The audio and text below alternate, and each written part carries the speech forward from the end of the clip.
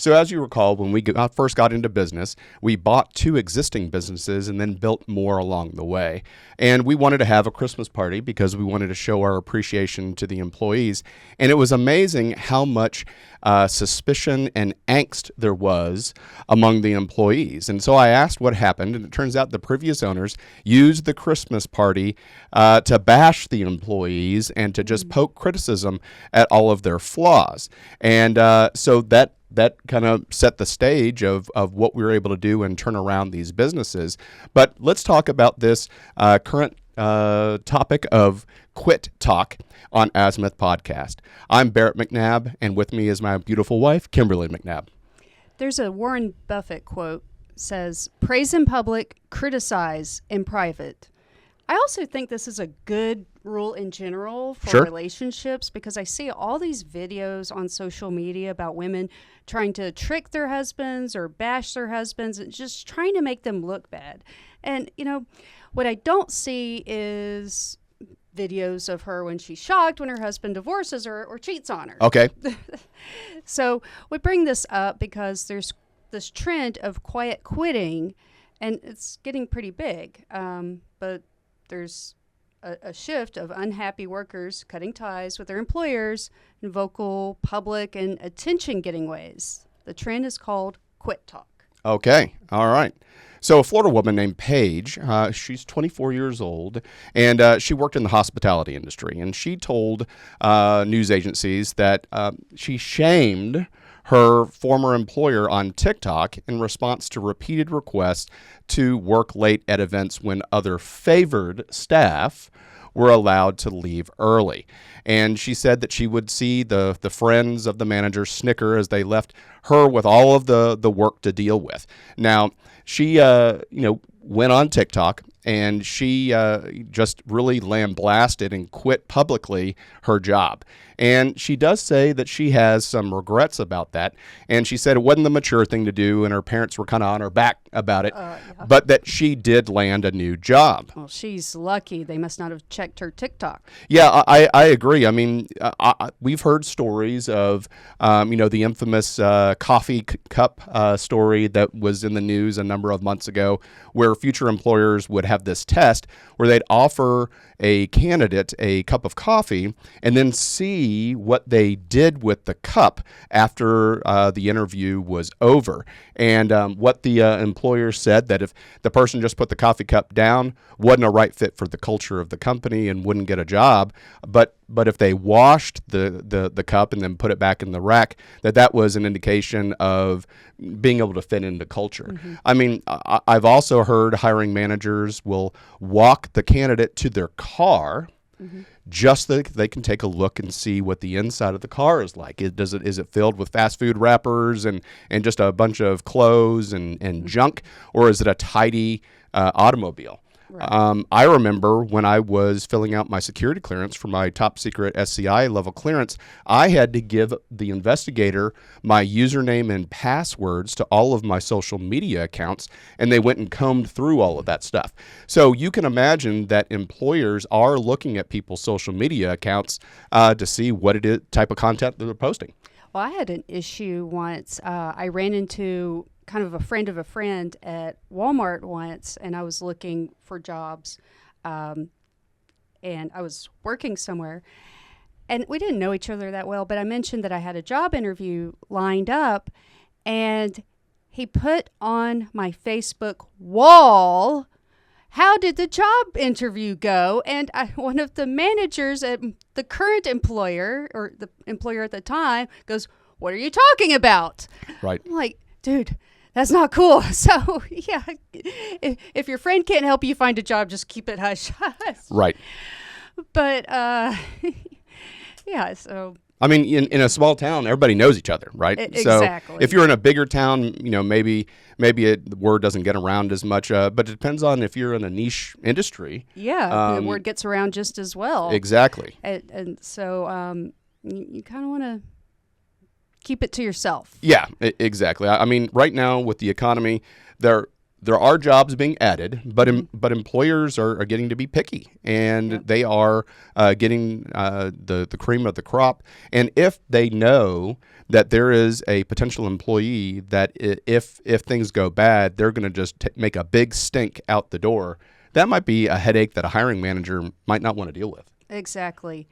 Well, the University of Phoenix Career Institute Career Optimism Index found that 62% of employers say their company has experienced slowing or declining hiring over the past year through hiring freezes, layoffs, restructuring. So, it's more competitive. And so these employees that want to go and lambaste their employer, you may not be able to find a second job. Yeah, I mean, we've had, since the pandemic, we've had all of these interesting hiring trends or employee trends. We had the Great Resignation, where everybody was quitting their job because companies had laid off staff, and then they needed to ramp back up. Everybody wanted employees, and so compensation offers were going out the chart. People were getting a job and then immediately quitting that job and going to another job because they offered them $10,000 more, and everybody was just job hopping with this Great Resignation. And then people had to start coming back to the office, and so there was this quiet quitting where people were just going to do the bare minimum and still expect full compensation, still expect promotions. Well, you're not that special anymore, sweetheart. So Right. You keep your criticism to yourself. Plus, another way to look at it is, let's say you go on a date and the person spends the entire time talking about how awful their ex is. It leaves the same taste in their mouth. Like, a future employer is going to get a bad taste in their mouth and want nothing to do with you. Right. I mean, it's just, I just can't believe the rudeness. And I know that we've read a couple of articles where managers are talking about how the corporate workplace culture has degraded, that some of the newer employees, Gen Z in particular, just don't have the social skills to be able to interact in an office environment, whether it's not having their cubicle cleaned up or having bad hygiene or having overwhelming perfume or something, or not being able to make small talk and things like that, because unfortunately, due to the pandemic, they had years of their college life in online learning and in working jobs that were remote. And as people returned to cubicles and corporations live, it seems as though they don't know how to act. Well, I think there's the social aspect of it, because you do socialize a lot in a college setting, or more so than you may have in high school. I don't know. But also, we live in an era where everything's me, me, me, me, me. Sure. And when you're trying to help a company achieve their goals, it's not about you. They don't make money focusing on you. Right. You are supposed to help them make money. And so you have to focus on something outside of yourself. And I think that contributes to this generation of bad employees as well. I agree. Now, instead of publicly quitting on TikTok, do you have any advice for people who want to resign? I would say there's, of course, the traditional 2-week notice, but you need to take that with a grain of salt. Like, if you're a lower level employee, then 2 weeks may be fine. Or even if you are a lower level employee, say you work at a grocery store, a department store, and it's right before Christmas, try to be considerate and give a little more notice if possible, just so that they can, make accommodations to fill the role that you were in. But if you're a more specialized skill that's harder to find, or if you're upper in management, you need to give more time. I mean, I understand you want to, go to your new job as quickly as possible, but I mean, a future employer is going to get it. Right.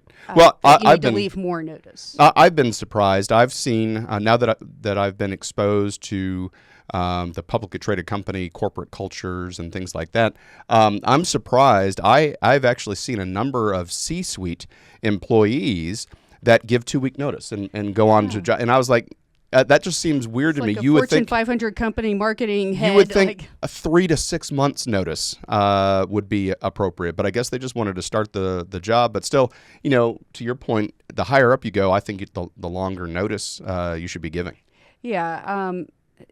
And also, and in a professional manner. The employee may be thinking, well, what is it in it for me? Well, what if you want to go back one day? You don't know. You can't read the future. What if you want to go back? You go to one place and you go, you know what, this place is good. Or maybe the place I was working at is a better fit for me now in my life.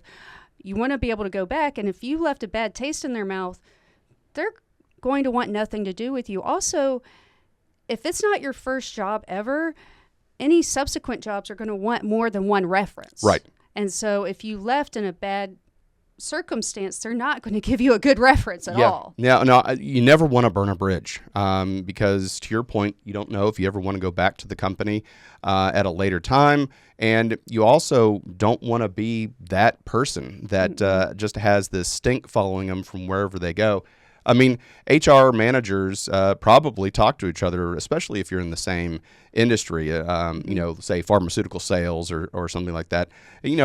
All of the representatives, they all kind of know each other. And I would imagine the same thing if you were in the food and beverage industry or the medical industry. I mean, you kind of start to get a name for yourself. And I think making sure that you're as polished as you possibly can will probably set you up for success in the future.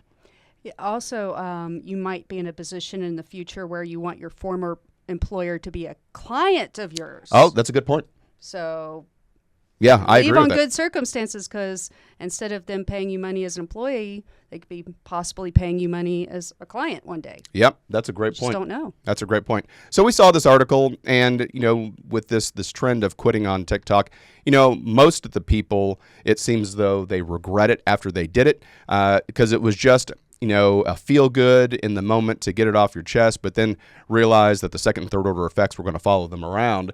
So we saw this article and we wanted to bring it to you. And thank you so much for watching Azimuth Podcast. Please stay tuned after these messages. Hi, everyone. Thank you for listening. If you enjoy our show with all the stories we share, we would love your support. And it's as easy as clicking that subscribe or follow button. This will ensure you never miss an episode and keeps us bringing you these important stories. Your support makes a huge difference. Thank you so much for being part of our podcast family. Thanks, and keep tuning in.